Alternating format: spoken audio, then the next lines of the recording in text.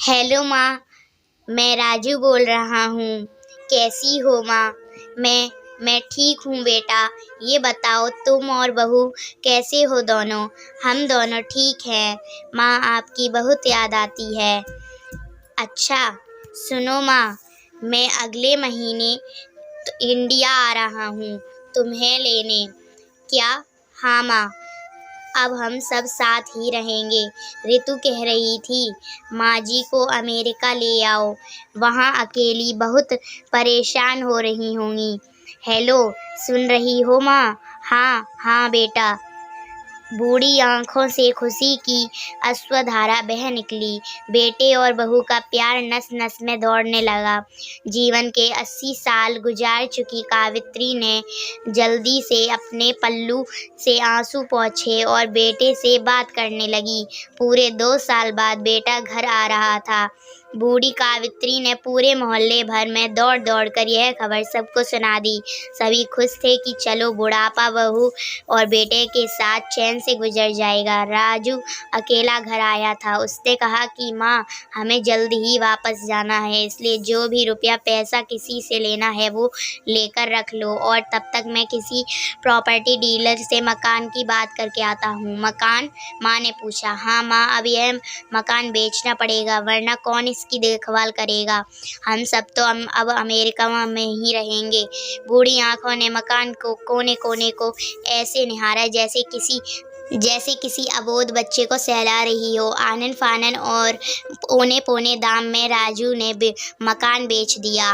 कावित्री देवी ने वो जरूरी सामान समेटा जिससे उन्हें सबसे ज्यादा बहुत लगाव था। राजू टैक्सी मंगवा चुका था। एयरपोर्ट पर राजू ने कहा, माँ तुम यहाँ बैठो, मैं अंदर जाकर सामान की जांच और बोर्डिंग और वीजा का काम निपटा लेता हूँ। ठीक है बेटा। कावित्री देवी वहीं बेंच पर बैठ गईं। काफी समय बीत चुका था। बाहर बैठी कावित्री देवी बार बार उस दरवाजे की तरफ देख रही थी जिसमें राजू गया था, लेकिन अभी तक बाहर नहीं आया।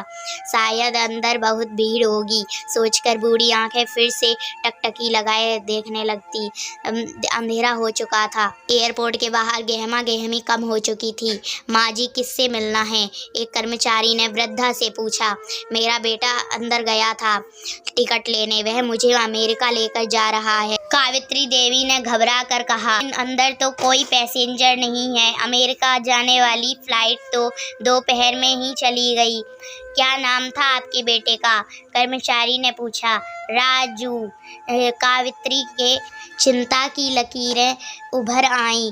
कर्मचारी अंदर गया और कुछ देर बाद बाहर आकर बोला, माँ जी आपका बेटा तो अमेरिका जाने वाली फ्लाइट से कब का जा चुका।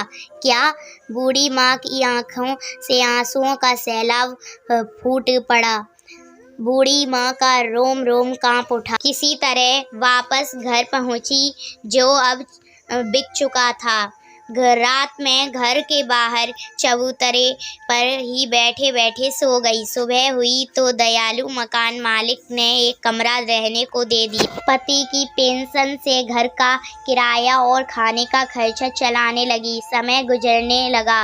एक दिन मकान मालिक ने वृद्धा से पूछा, माँ जी क्यों नहीं आप अपने किसी रिश्तेदार के यहाँ चले जाएं?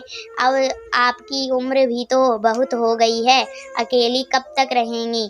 हाँ चली तो जाऊं, लेकिन कल को मेरा बेटा आया तो यहाँ फिर कौन उसका ख्याल रखेगा?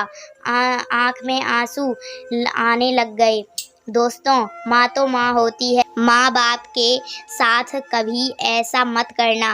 वो दिन दूर नहीं जिस दिन आपके बच्चे भी आपके साथ यही करेंगे। जैसा आप करोगे वैसा भरोगे। दोस्तों, यह कहानी अगर आपको पसंद आई हो तो चैनल को सब्सक्राइब एंड वीडियो को लाइक एंड ज़्यादा से ज़्यादा शेयर कीजिएगा। इसी तरह की कहानी हम लाते रहते हैं। फिर मिलेंगे अगली कहानी के साथ। तब तक के लिए बाय। धन्यवाद।